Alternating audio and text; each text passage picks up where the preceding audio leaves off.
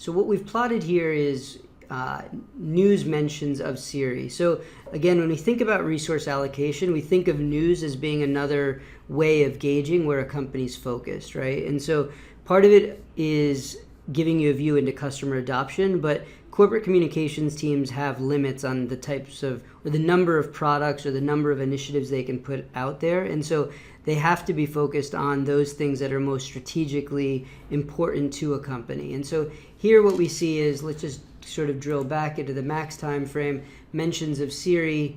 And what we'll do is we'll just compare that against Amazon Alexa, just to understand. So Siri was obviously sort of the pioneer here, and what we're going to see now is very clearly Amazon Alexa's kind of come out, in a relatively short time frame to basically match what we see from in terms of conversation about Siri.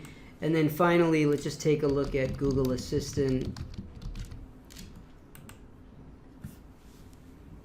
Right, and so again, what you see, the green line here is Google Assistant, also kind of actually exceeding Amazon Alexa and basically neck and neck with Siri. So you have this big kind of lead that Siri had they were sort of the only game in town, and now you see that the gap has been closed significantly by Amazon Alexa and Google Assistant. So again, all of the behavior of Apple sort of underscores this lack of interest or lack of investment in voice, right? So you have the transcripts not mentioning voice. You see the investments and acquisitions are not nearly as robust as, let's say, somebody like Google. You have the patent activity, which also underscores Google doing more in the voice side. And then you look at the kind of communication messaging that Apple's putting out there. There's a lot more conversation happening about some of the other alternatives on the voice front, in this case Alexa and Google Assistant.